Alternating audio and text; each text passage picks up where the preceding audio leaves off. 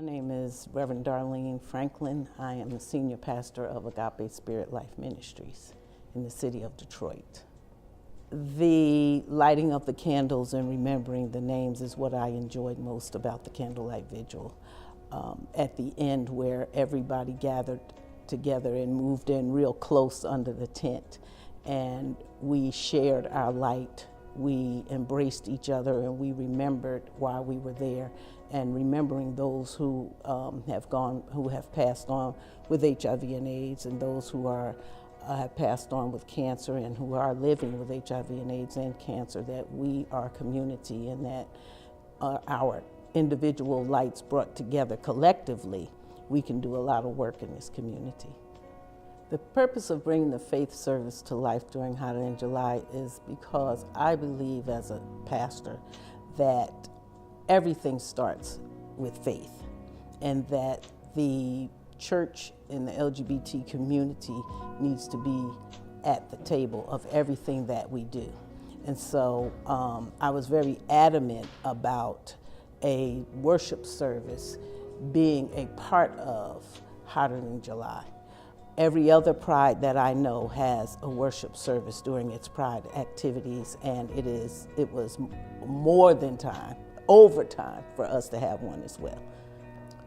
Well, the faith service was such an important part of Hotter Than July because as African Americans in the gospel capital of the world, I must continue to say that, faith is very important in the Black community. Church is very important in the Black community. It is the foundation of our lives and all that we do. And so to proceed again in any activity without showing forth our faith and belief that we worship, we go to church, we are to be able to stand up and worship out loud in the full truth of our lives, hiding nothing. And so I think that our faith is a very important part of who we are, and it needs to, again, show up very loud during Pride. Spiritual energy in the room was more than I had expected. It was awesome. People were thirsty for the message, the word, the presence of the Spirit, if you will, and just joining in faith community and like mind to assemble and worship, again, I say, in the full truth of our lives. That I got a lot of feedback, a lot of positive feedback about it. People are excited. They want to see more of the other LGBT churches involved, to possibly have a much larger assembly next year. So I'm excited about that, and I will be back to work on that.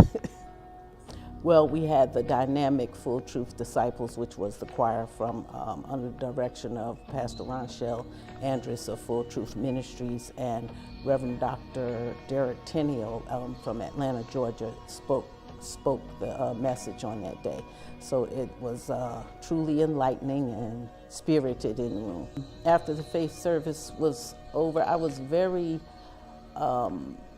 confident that I had did the right thing, because people were telling me, nobody's gonna go to that, nobody wants to go to that. And so, but I pushed forward and made it happen, along with, again, my committee members. And so I was very pleased in how it turned out, and encouraged for next year's events. I enjoyed seeing community together. I enjoyed relationships, being people entering the room together who hadn't been in the room together in a long time. I walked away again with a sense of accomplishment, that we are overcomers, and that joining together we can do a great work.